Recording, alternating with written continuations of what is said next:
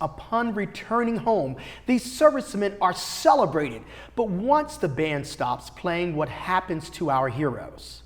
The majority of the vets have trouble adjusting to civilian life, which can result in health problems, joblessness, and homelessness. Along with the panel and our studio audience, we discuss the veterans' experience, their accessibility to benefits, and some of the deciding factors and whether or not a soldier returns to civilian life with a wealth of opportunities. This is Like It Is.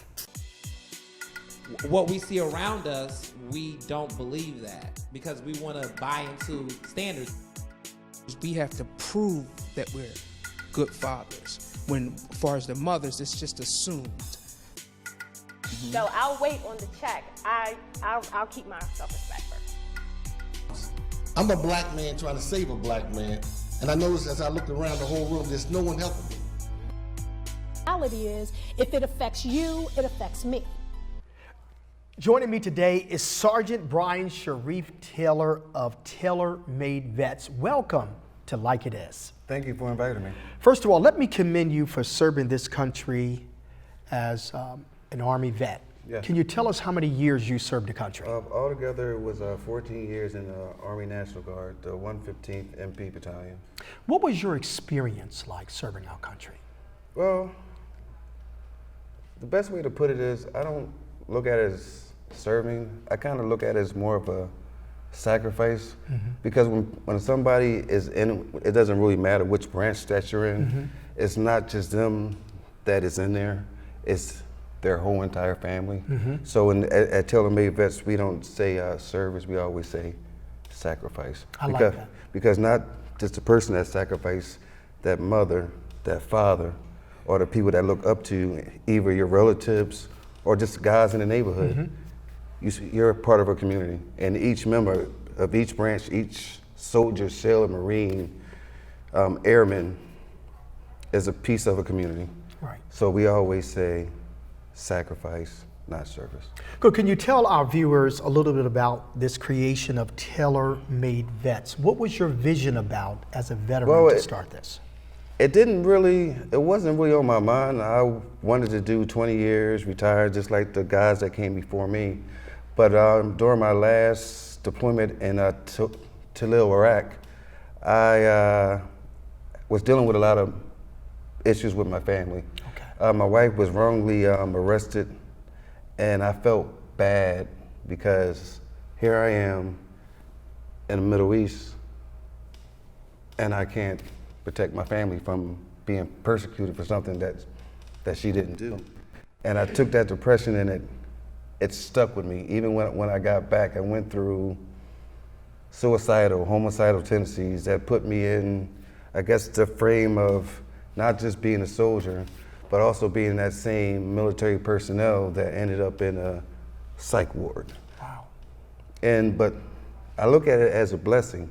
Because the thing is, I went from the Coatesville Hospital where I ran into fellow veterans that were already out, and I got to understand what they went through, to being transferred back to Fort Bragg to the the Warrior Transitional Battalion, where I ran into more veterans that were either my age, that were either coming from being deployed or might have been injured. So in a lot of ways, this was meant because I saw a lot of people getting ran over, not being stuck up for, and they did, as you say, service or sacrifice for their country. Sure. But their country wasn't giving them the same benefits. And I was like, well, I'm getting out. I have my 100% disability, but I'm not a selfish person. But I learned how to lead through learning, through dealing with other, like when you with journalism. When you first started, there was people that taught you the ways and how to become the journalist that you are now. I was blessed in my life to have that type of leadership, not just with the military, but also with my family, is that there's certain things you don't have no choice, but you have to stand up for people. And the last straw was, I think I came home for a weekend and I had to go to the VA on Wissahickon Avenue, and I saw an older vet, like I give him maybe his 80s, and he was trying to update his information, and the only thing they handed him was a piece of paper. Wow. If somebody's 80 years old and they want to get some type of help, and you just hand them a piece of paper, Sure. how are they going to comprehend that? They might have lost things, lost records. So at TaylorMadeVets, we try to not just provide information with state or veteran benefits, but we want to create an outlet or basically a community. And when we have events, is sometimes people say, well, what's your main focus? Our main focus is for the community to get together, veterans and non-veterans, because we are all basically in some way or another connected. We all vets like to eat, so we gotta have food. Sure.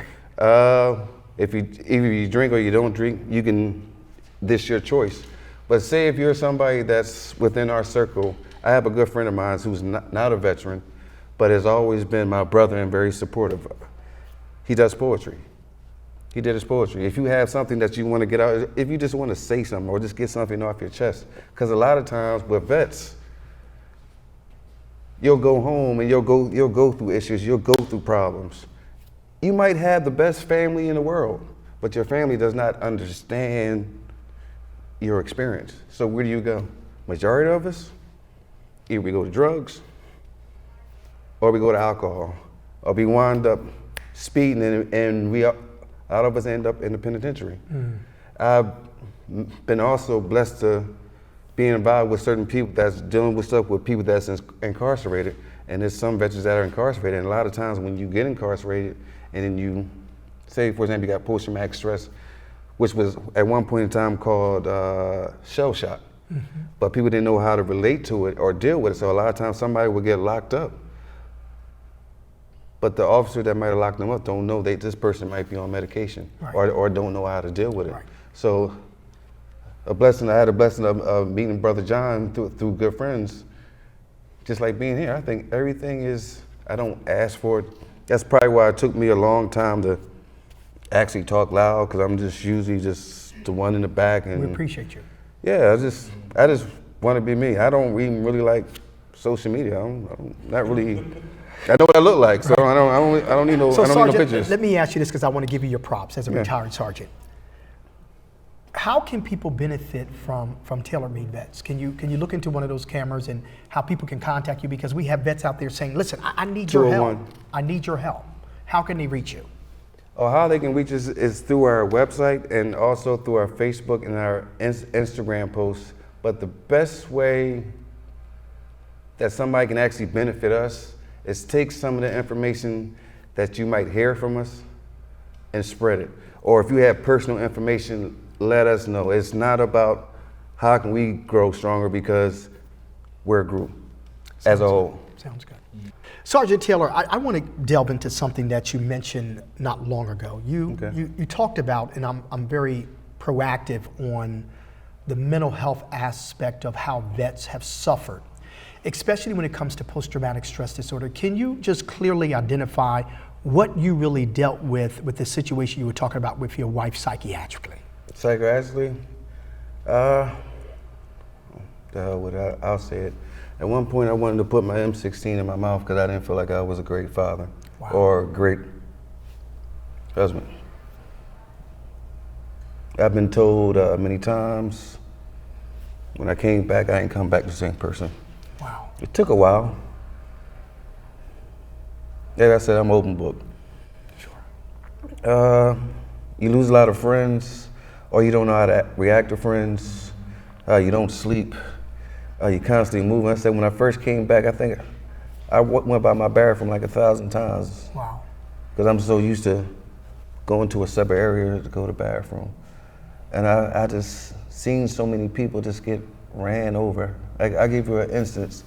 I was at the VA hospital, and there was a guy that wound up, he had lost his legs, but he wound up getting kicked out the program because he did a favor to another vet to let them borrow his car, and they stole his fentanyl patches out of his thing. And they told him he was supposed to be more responsible for that than anybody. And I said, well, who's gonna who's going to stand up? And even with us, the things that we do, it's a lot of vets that's actually afraid to say something because they took so long for them to get their benefits that they don't want to jeopardize that. I still go through it.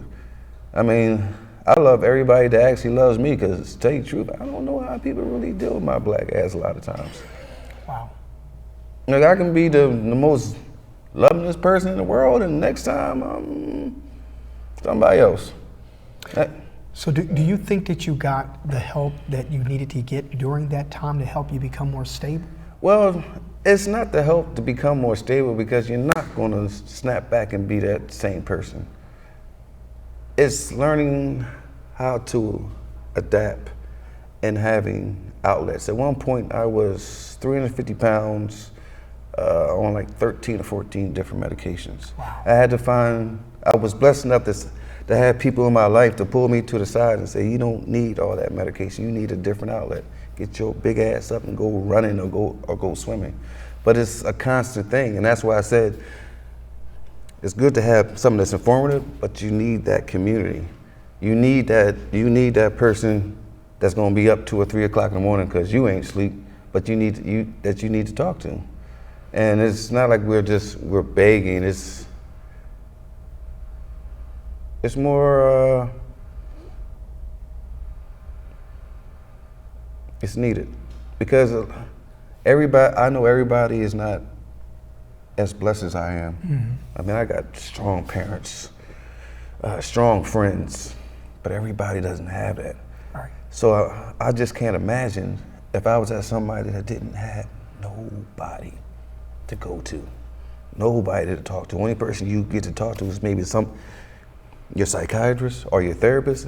And a lot of times with them, I say it's kind of weird. They have the educational background on how to deal with it, but they don't have the experience. So some of them, when you talk to them, they're more talking to a screen and they're following suit. But then there's others that might have somebody that has a military personnel in their family and they know some of the struggles, so they'll look at it or they'll take it a lot different. It's not saying, I'm not going to talk bad about anybody, but it's a certain way with the whole system mm-hmm. with dealing with, even if it's not veterans. I mean, just look at society. How long has Barbary Hospital been closed? Sure. And how many of those patients are out here today? I mean, but dealing with the military thing, I would say it's like going 200 miles an hour, then you come home and they telling you do 5. Wow. How do you do that? How does a human naturally do that? That takes time, and we have to. Yeah. Let me ask you about the benefits, and I pray and hope that you will continue on your path of what you're doing to help people to be better from your experience. Yes. The benefits, do you feel that as a vet that you're getting the type of benefits that you need to help you? Well, I have 100%. Everybody doesn't have that. So it helps with medical appointments. But when you say enough, I don't know. In other words, is it covering most of your visits without co-pays and things of that nature? That's for me. Okay. Because the reason why I'm 100% yes. is because we had to take a series of shots called the anthrax shot. Okay. The thing about the anthrax shot messed my heart up. Wow. That's why I had to medically retire. That's why I get 100% benefits. So I didn't get it for my smile. It's just, and there's a lot of folks I feel that's still in that I have reached out to, that's in high positions, that have not stood up for vets, and y'all turn the other eye and y'all don't say anything. What's wrong with you? If you're gonna be a leader, being a leader is just not putting a stripe on your arm or somebody telling you this and you that. A leader is something completely different. You have to learn to be a leader, learn how to stand up. Please, not for me, for others. Because you're leading people. You don't lead people to tell them, I got mines and I'm fine. Right. There's more than that. And that's what I was taught before the military from my blessings of having good parents and my military experience. And it don't matter what race, color, or gender is, and we got to wrap it up. Mm-hmm. Well, thank you for joining us and sharing about your experience. All right, no problem. Like It Is, we'll be right back. back.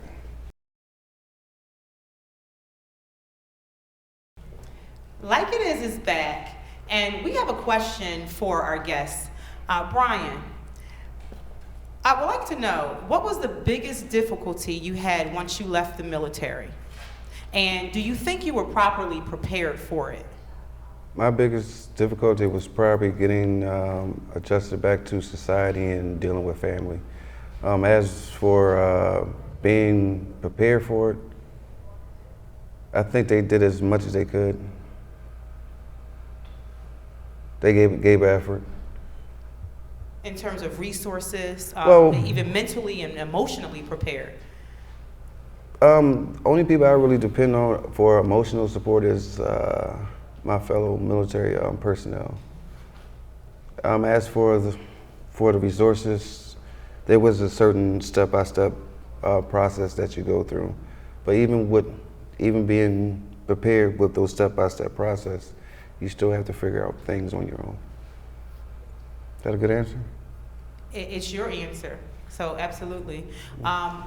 So if I could ask though, with that, that preparation or even some lack of, some holes within that preparation, how have you implemented a process to kind of fill in those gaps in your organization and your business that you have for other veterans? Well, the way we fill those gaps is by having monthly or bi-monthly events. Because you might be fine for a while, but then sometimes you just might want to be around some good old-fashioned buddies and just cut back and just be yourself. There's nothing wrong with being with your family because your family loves you, but sometimes you need the support. That support with that same ways of thinking. Right. And y'all can tell the same jokes and they'll get it, or people don't think you're being too harsh or anything like that. Thank you. I appreciate that. John Taylor, I actually served in the Marine Corps for 11 years. And I agree with Brian. They do their best to prepare you, but I think for the most part, a lot of veterans have to speak out. Because it took me 3 years to get benefits, so it's a long process. Yeah, wow. But I kept pushing it, I kept speaking, I kept calling, and a lot of veterans that, I'm with TaylorMadeVets, by the way, so a lot of people that has contacted us learned that you have to be a little persistent in your ways of getting the benefits. Yeah. But I do also agree with you that you have to, when you do get out of the service, you got to reach out to other veterans. That's why we have Veterans Day. Veterans Day is one of the days out of the year where we go around, we get everything for free, and you get dinner for free, you get lunch for free, you get breakfast for free. And I have met so many veterans because of my interactions on Veteran Day and how I came across Brian, Sergeant Taylor. I came across through him through a veteran organization, and he said, reach out to this guy. He has an organization that's going to support veterans. I jumped up on it because that's one of the things that veterans need. That builds our rapport with each. It's like a community within a community. Sure. There's a lot of veterans in the community that don't talk. Like they don't reach out to each other. They don't even know there's free bowling night or free movie night somewhere, or they get 15% off at Foot Action, or they get 25% off at Midas getting oil changes. And they don't understand that. All they got to do is go down to the Veteran Association or VA and get a card saying that, and they can get benefits. So I agree with Brian. A lot of things veterans go through because they don't speak out. They don't yell it out. But I also blame the branches, all of them. They don't say anything to you when you discharge. They don't tell you that these options are for you. They don't say, hey, make sure you get plugged into this, make sure you get plugged into that. But like Brian said, they do their best, but that's the minimum. But what they should do is prepare them and tell them and get their head on. That's a military slogan. Get your head on right. Get your head on right when you get out there, so you can understand what's available for you and you can take advantage of it because you earned it. And that is one of the biggest problems that I do run into. A lot of people say, I know about them, but I don't want to go through the process or the routine. I just rather just not deal with them at all because, like he said, it's taken them 3 years. A lot of people a lot of times a person doesn't have that patience to wait 3 years. And you really wouldn't think that it would take that long. I mean, after serving your country for benefits like that. But it's a process. Wow. And sometimes a long, drawn-out process. It goes from this step to that step to that step. And a lot of times people just say, I don't want to be bothered. So what happens to those vets that get frustrated in that process? They don't get worried about. They don't, if they're not saying anything or they don't want to even deal with it. Yeah. As long as you're not making a fuss, who's going to say something about it? Yeah. Wow. What do you think is a contributor in all of this that we discussed? Do you think that any of the lack of resources being made available to our veterans contributes to the homelessness and even, Yes. you know, the depression part of it? Yes. Can you just talk about that a little bit? I think the biggest problem is a simple word called communication. That's the biggest thing, the problem with today's society is people just can't just sit down and talk to each other. I think at one point they said there was no more homeless veterans in Philadelphia or Delaware County, but you still see some of those guys on the street. So why lie about it? Why, what's the purpose in that? If you communicate with people, and just have a little bit of empathy. Sometimes people, and that works on both sides. You can't be a veteran that's already getting stuff and you go down to the VA and then you're constantly cussing people out, because then that's going to frustrate that worker after time. And with anybody, you just can't keep stepping on somebody and they be like, oh, okay, I'm gonna keep smiling. So I think sometimes some people that work there, they get frustrated and just treat it like a job. Like I'm here, but I'm gonna do what I can, then I'm gonna go home. Is it? I mean, if I really try extra hard, is that really going to change anything? Is it really going to make a difference? And I'm sorry. What is the criteria for a veteran retired, I guess, if you would say? Correct me if I'm wrong. No, what is the criteria for them to qualify for certain benefits? Was it 3 years of service? 3 years of service? Okay. And does that include, let's talk about VA loans. I mentioned homelessness. So let's talk about, VA home loans, you know, for to purchase a home or for mortgages. What are the qualifications for that? Well, with that, they would still, it's like with any loan, they would still check you might be guaranteed, but you still have to find a lender that's going to give you that money. So there's still going to be a credit check. Is there down payment requirements? And is this something that is easily accessible to someone? Yeah, to know that information. If you know the right links and right websites, but they also have what they call the VA HUD VASH for veterans who are maybe getting a small percentage in their help provide them housing. Then they also have different transitional programs that's out there for veterans, but you have to, like I said, you have to actually sit down with somebody, and nothing's going to happen overnight. Most veterans don't know how to go down to the VMC and apply for that. How veterans get home loans, they need a little it's a green card. They receive this green slip. It tells how many years you've done service and so on. It doesn't matter if you was in Guard Reserve, active duty, or you're not on active duty anymore, or so on. As long as you have a DD-214 form that shows your service as well as your honorable discharge, you can receive GI Bill money for school, even your family, your spouse and your children. You can also get a home loan, which you won't pay money in the front or the back end, but you may have to pay some closing fees, just a small amount. But most of the times, if you even have a credit score as low as 540, you can get a VA home loan. So, and then with other services like you guys were talking about PTSD, the VMC helps with that too. You know, I myself dealt with the VMC that way, and they would get you connected. That's what it's called, getting service connected. So like I said before, a lot of times veterans lose out because they don't speak out. They have to speak out. They have to say things. They have to be able to express themselves that way.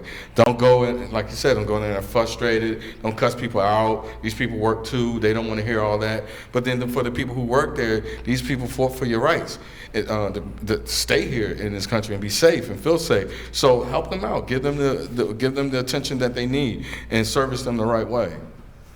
And their regional benefit office is the one. We're lucky here because we live in Philadelphia. But if you live farther in Pennsylvania, say maybe like, give me a town that's like Allentown. Altoona. Yeah, Altoona. You have to travel all the way down to Wissahickon because Wissahickon is considered the regional office for the state of Pennsylvania. We talk about PTSD and how it relates to our veterans, and we know that even before, most of you gentlemen enlisting in the military, right?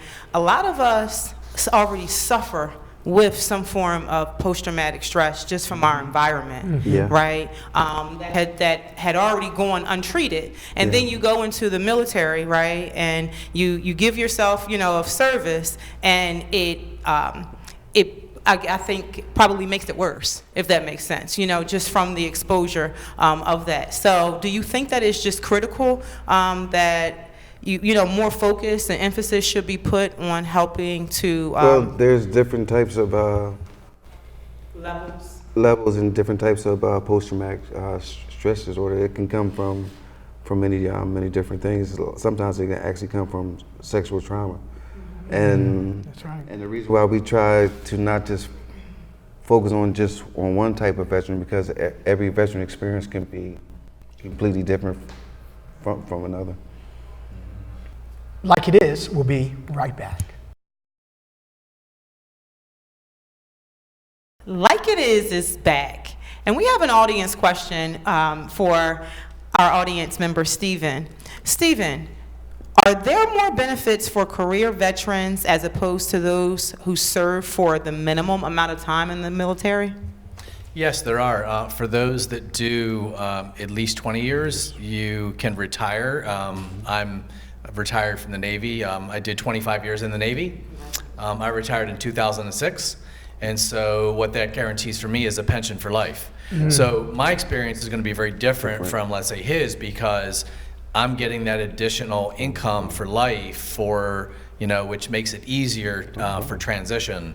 So when you have something like that, right going out of the gate, you have an opportunity and a leg up on somebody else. So, but yeah, definitely starting at you do 20 years, you can get a pension for life. So Stephen, I have a question for you. Do you know recently they stopped, if you have more than 16 years of service, that you cannot transfer your educational benefits to your children anymore?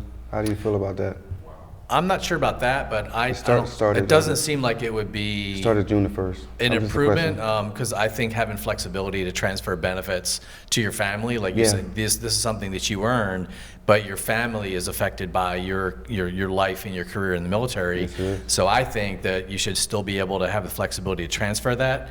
But back on the retirement question, there was some changes. I've heard that they're trying to do away with the 20-year retirement sort of, and do something that's more like a 401k or something. I'm not really sure where that's going to go, but they're really considering, not locking in the government for paying out for retired service members a pension for life. They're trying to think of other ways to, give them something else, a different kind of benefit. I'm not sure where that is today, but yeah. I've heard that. So would you say that it would be advantageous for people who are in the military to reap the rewards is to stay as long as they can? I definitely agree. However, it's not for everyone. I mean, my experience, I didn't sign up for 25 years. I signed up for 4, and then I re-enlisted, and I was enlisted at the time. And then I got selected for an officer program, and then my life changed because then I was an officer. And then I stayed in another 12, 13 years. But it may not be for everyone. Some people may be in a career in the military that they're not getting advanced. They're not getting, so they're kind of forced to get out. they had a bad experience with a boss or something, or their evaluation, and they might be forced out.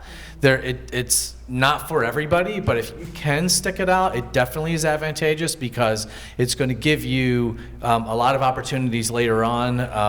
Especially, I have a military ID card, retiree, that I can get on any base in the U.S.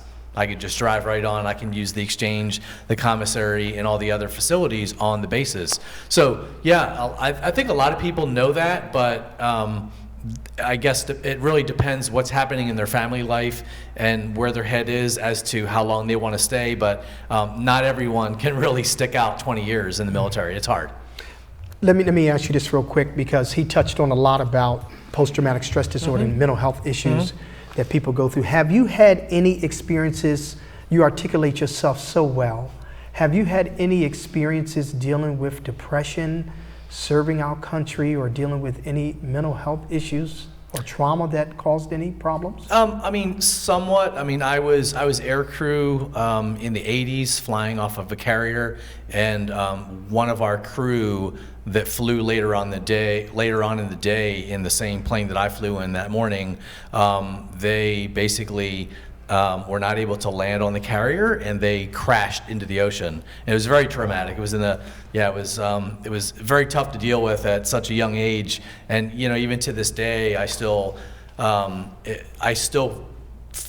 feels like it just happened yesterday. Sure. And dealing with that, but the important thing was that being connected to other people in my unit, in the squadron, that we could sort of talk about the incident that happened, memorialize those that did die that day. It really helps a lot. So that's the really important thing. So that, for me, that stayed with me my entire life. But any of those kinds of accidents can happen in any of the military service when you lose your fellow, service members, right? It's really hard, friends and, shipmates and that sort of thing. So having a support group, even after you get out of the military, is very important, because when those memorial dates show up and you say, oh, this is the day that, the plane accident happened, and people put up pictures on social media about the crew and and the ship, it's important for other your shipmates to be there for you. So that's how I get through that. Great. Thank you. Thank you. Sure. Quick statement and question. When you're service connected, you can get on the base as long as you have a military ID. I got two of them, one on my driver's license. They'll put it on your driver's license, as well as when you go down to the VA, they'll give you a medical card. So you don't have to retire to get that card. So as long as you're service connected, you can get it. The other thing is, I had a question for Stephen. Do you feel like you've made enough as a retiree to take care of yourself? Because I know a whole lot of retirees who are still working. Sure. Exactly. They've done 20 years or 22, then they end up working at the post office for additional 30 or something like that. So that's the question. Oh yeah, not at all. No, not at all. In fact, when I retired from the Navy, I worked for General Dynamics, and then I worked for Deloitte Consulting. And after that amount of time, I decided that I wanted to start doing other things. So it helps you to be able to do other things. So I drive for Lyft full time. So right. But I've done other things along the way, investing money and all that sort of thing. So it really helps out. But a lot of people don't think about that at a young age. Right. So a lot of people, like personal finance is nothing that's taught today, even in high school. And a lot of people need to be thinking about that when they're really young, right? To start investing, saving, et cetera, and not just spending their money on fancy cars and everything else when they get a pay raise, right? When they get a reenlistment bonus, a lot of people would spend all the money. So guilty as charged, same myself, right? But again, having a pension really helps, but it's nothing that you can survive. Definitely not in Philadelphia or any big city. So it just gives me that flexibility, because I'm in fairly good health, so I can do other things that I want to do. Right. But you still have to be aggressive, and you have to go for it, and you have to look for opportunity. So, Thank you, gentlemen. Okay. We have another question over here. And what's your name? Dexter Boozer. Dexter Boozer. Yes. Okay, your question or comment? Well, I'm retired military, 24 years Army. Wow. 20 years as a Navy civilian worker. Right now, I'm a builder and contractor in New Jersey, and basically, I've been doing my own business since 2003. Yep. So, but basically, I just kept hustling once I got out the military, and I did National Guard, Reserves, and active duty. So that's all I had to say right now. Thank you for your service. Any, you have a comment? Yeah. What's your Hi, name? I'm Karen Ofikwo. Karen. Yes. I just kind of wanted to share that I think a lot of families are touched by military service. Like myself, my father was in the Navy, and he was like 72 to 76. So he went to Vietnam. And my mom always said, oh, he just never came back the same person. And it took its toll on our family life, on their marriage. You know, he's an alcoholic. I mean, he still is not dealing with things, you know, and now he's retired and he's just alone, you know. So it's like, I don't ever remember hearing anything about medical benefit or any VA benefits my whole entire life. And unless it was just going to like the VA hospital in Philly. And it was kind of like known to me as a child, like, okay, this isn't the kind of care you're supposed to get, but like this is the hospital that we go to, you know what I mean? Yeah. And like even like going to college and stuff, like I didn't know there was anything available to me. I never heard about that. So, I mean, I do see all the time, like when you apply for jobs, you know, they always ask, are you a veteran and that kind of thing. I'm wondering, is that a benefit to people? I mean, I feel like for people that I know that have served, they've been able to get into more like engineering type jobs and better paying jobs that way. But do you have anything, I want to ask a question to you too. Do you have anything that helps people when they come back to get them in line with where they can go for jobs? Yeah, we actually help them fill out a complete application, either it's for yourself or for a family member, which goes over medical history, military history, and our background. That way we'll know what to work with. What you were just talking about is called veteran preference. And a lot of federal jobs, I think they go by it's like a point system. Yeah, point system. And that preference, a lot of times it's either for the, I want to make sure, I'm not sure I'm fully correct, but it's either for that veteran or the spouse. I don't know if it goes beyond that, but I would, instead of me just saying I definitely know that, I would rather look into it. Mainly the veteran. Yeah. And also the biggest thing that we like to help people find is their records. DD-214s or past archive records. I had a good friend of mine, Mark McMillan. He just wanted his old Navy records, but he's not very computer savvy. So we just sat down and relaxed. And another major thing that was told to me a long time ago, I talked to a lot of guys from the different Vietnam organizations or groups, and a lot of them wonder what happens after we pass. Who continues the same thing that we did? Yeah, I'm just piggybacking on what he was saying about what we do for our organization, TaylorMadeVets, and one of the departments is one of the departments I really kind of oversee, because this is my field. I'm in the field of behavioral and mental health science. So I kind of oversee the veteran part when people call in for mental health issues or behavioral health issues. So I direct them to a lot of outsources like the VMC. They're excellent for that. And like I said before, a lot of veterans don't know these things because they don't speak out. And the situation with your father, I'm sorry to hear all of that, but there's help out there for him, because the VMC is definitely open for that, and it's huge. They would, just like Brian was saying that he received those services, I received those services, and the VMC helped us with that. They also have if you're here in Philly, on 4th Street downtown, it's a huge organization for all the branches of services, and even Coast Guard, Reserves, National Guard. Anybody that's ever served can go down and get the services right on 4th Street, and they'll plug you into mental health services or behavioral health services. That can be some of the biggest issues sometimes, where a person is located at. Let me ask this question, and maybe one of you gentlemen who served. If you're a vet and you have a criminal record, does that disqualify Yes. you from military benefits and Yes. services? Can you explain, Sergeant? Basically, if you have one with a criminal record, a lot of times you might have, everything is really based on your discharge papers, honorable, other than honorable, and not honorable. And a lot of times you can have your benefits, but say if you get a criminal charge, you would not receive your benefits while you are incarcerated. Wow. Wow. And then I think, like I said, if I'm not sure of something, I always try to have the facts in front of me. But if you want to get it once you come out, I think there's a process, or there might be some type of difficulty. So I don't like to assume and just blurt out information. I want to make sure I have the exact facts in front of me, but I don't have that right in front of me. Okay.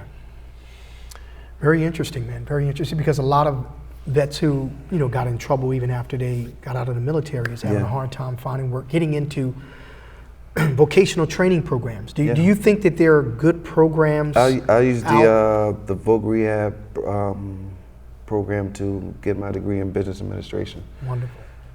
There's stuff that's out there. It's just, you have to have the patience to sit down, try to do it, and once you do have it, take it serious. Like I said, everybody's different experience. Even when dealing with military, different branches, when you deploy, different branches deploy for different time periods. The shortest time, my deployments were always 6 months. Like in a year span, I think that was right after 9/11, my MP unit went from the Pentagon to Fort Stewart, Guantanamo Bay, with the first little, you call them like before Camp X-Ray was Camp X-Ray, to I think a couple months later going back to Baghdad. So it depends. It depends on what your job is. It depends on what your branch of service is. So that's what makes everybody a little bit different. And it also depends on, like he said, good leadership, good peers. Because it's a lot of different factors. If you don't have good leadership around you, that can be very, yeah. It can hurt you in the long run. Right. Let me ask you this. In this day and time that we're living in, with so many people undecisive of careers that they want to get into, do you encourage our young people to go into the military now, knowing what you have been through? Hell yeah. Because what I experienced might not be their experience, and it's a completely different world now. Some kids actually need a little bit of organization, a little bit of structure. But like you said, I think there's nothing wrong with, let's say, 2 years. You try it. If you don't like it, if it's not for you, you find something else. Or then you can find out that it's something that you enjoy doing. But it also depends on the job that you're doing. Like my background, I was in the MP unit. So we always got sent to, like I said, Guantanamo Bay, and all those different places. But say if your background is journalism, you might have a completely different world. Right. Or if it's communication, completely different world, or a different branch. Being in the Air Force is different from being in the Army, and being in the Navy is different from being in the Marines, even though they do coexist a lot, especially on Guantanamo Bay. Is the process difficult? We know getting benefits, we talked about, takes 3 years. But is the process getting into the military difficult, the screening process and how they do things, or? No, it's just a basic, what is it, ASVAB? Yeah. It's the ASVAB. I mean, make sure you can pass the. A lot of that depends on your MOS, which is your job, okay? And the benefits thing depends on what it is. Like, my gunnery sergeant had inhaled too much gas, like from the Korean War. So when he got out, he got automatic benefits. It didn't take long. So it takes some people long, depending on what it is.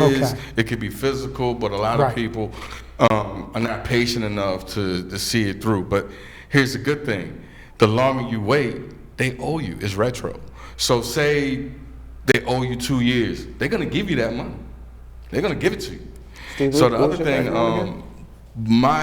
I want to piggyback on that conversation about today's young. My son came to me and said, "Yo, Dad, I'm joining the Marines," and I was like, "No."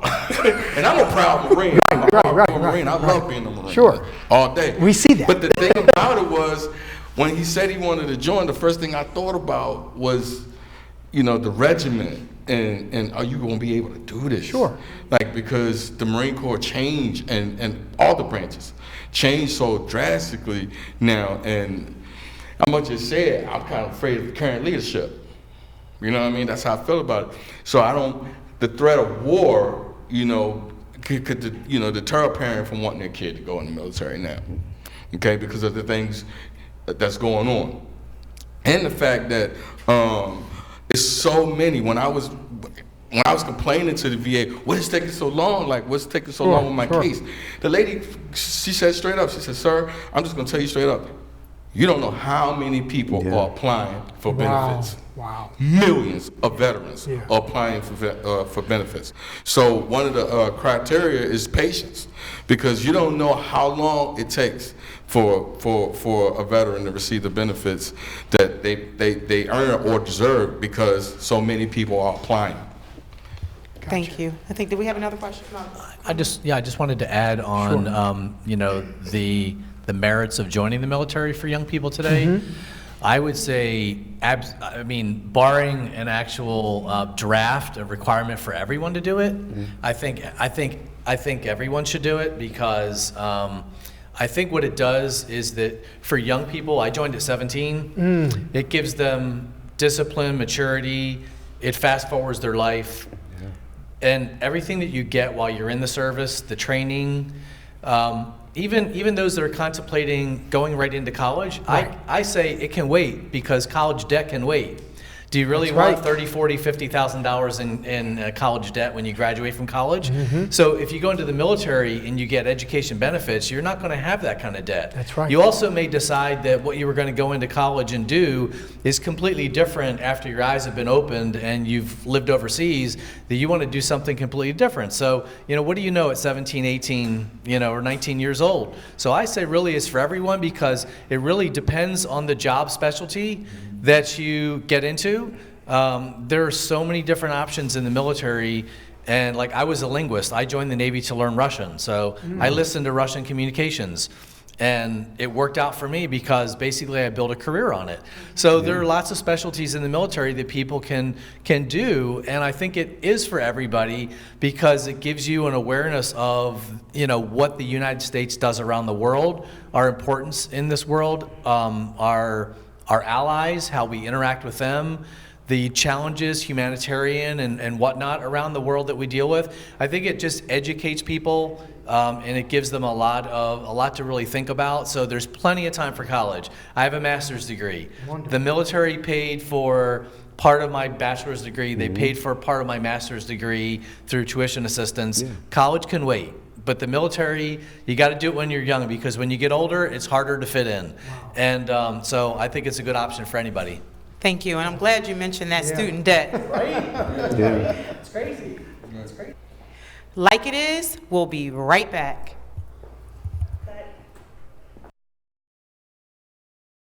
Welcome back to Like It Is. Sergeant Taylor, we were talking about this benefits. And I wanted to ask you the educational benefits of vets. Are there good educational benefits available to It's truthfully the best in the world.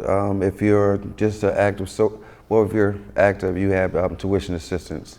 If you're out, you have what they call the post 9/11 GI Bill. If you're a disabled veteran, they have what they call the voc rehab program. And that's what I use to further my education and to get my degree.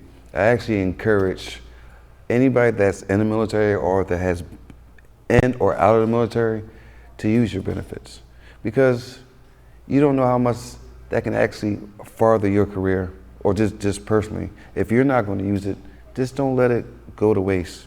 Because like I was telling the gentleman earlier, that I think it was not July but June, they put in transition to if you have more than 16 years of service, you cannot, after 16 years, you can't transfer your benefits over to your children. Now, depending on your military schedule, you might not be able to take advantage of it, but maybe your spouse or maybe your child can take care of that.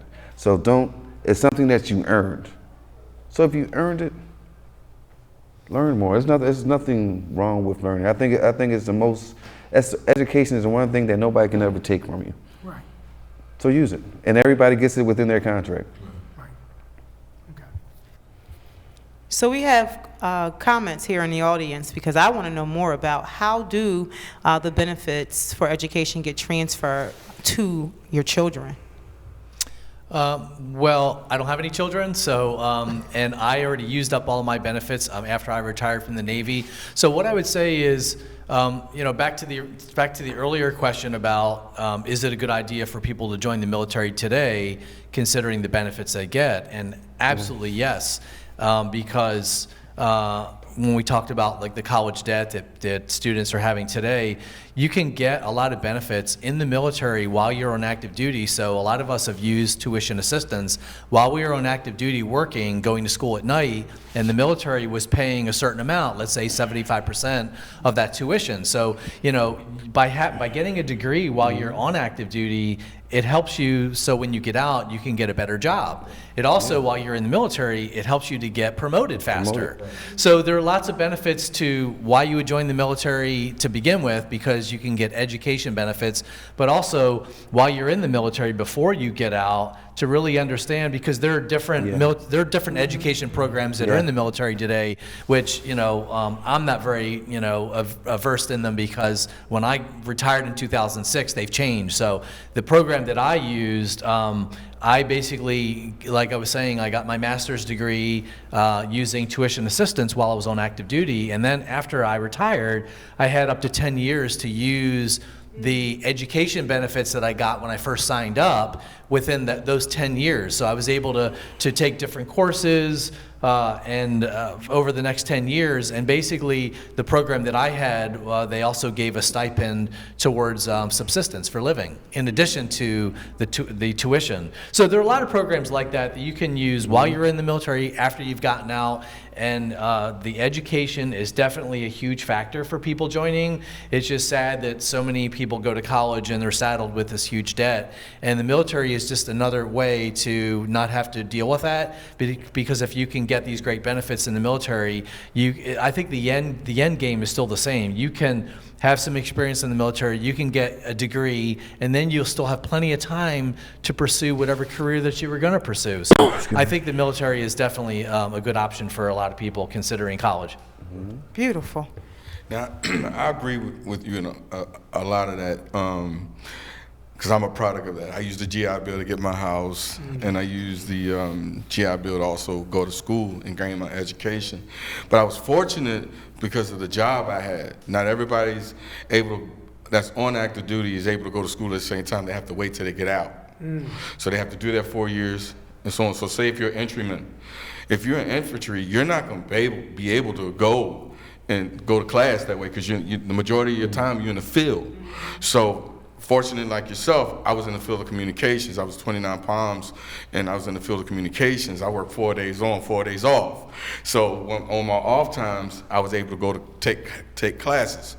So other than that, unless if you're going to be a lifer, that's what he was, to retire, you're called a lifer, you're going to have that type of job that give you that mobility to go to college and use that 75%, or you're going to have to wait till you finish your honorable contract, because you have to be honorable. If you're not honorable, you're not going to be able to use any of that stuff. So if you get a conduct disorder or dishonorable, all of that's forfeited for nothing. You just join the military for nothing. So I joked about my son going in there, but I'm all for it, because that releases a lot of me having to be frustrated to get him to, stay on top of his grades to receive that money. But in a nutshell, to ask that question about does your child get your benefits, they're only going to get that if you're on active duty. You have to be on active duty. Thank you. Thank you, gentlemen, and thank you again for your service. Do we have any final questions or comments? My question is, what is the oldest you have to be to join the military? And did you get that question before? Thank you. Who wants to 18. answer? Brian? I think it's what, 17, 18? Okay. 17. Oh, the oldest or the youngest? Youngest. The oldest. Oh, the oldest is 36. Oh. Oh yeah. 36. I know one thing. My military experience taught me what the definition of poverty is. Because you think you see poverty in America until you go to another country where there's no running water. There's no supermarkets. Thank you. Goodbye. Thank you. Thank you all for your participation, and this has been another great show. Yes. Thank you. That's the end of another informative show. I would like to thank our guests, Taj Cousin of Impact Services and Brian Taylor of TaylorMadeVets, and our studio audience of veterans. The website for the organizations and programs mentioned on the show can be found on the Like It Is Facebook page. Thank you for being a part of our conversation. To watch previous episodes, go to the Like It Is YouTube channel. You can also catch the show every Saturday at 5 p.m. on Comcast channels 66 and 966 and Verizon channels 29 and 30. Now from the Like It Is crew, our guest and the studio audience, I'm Simone Malone along with Eunice Smith. Thank you and have a great day.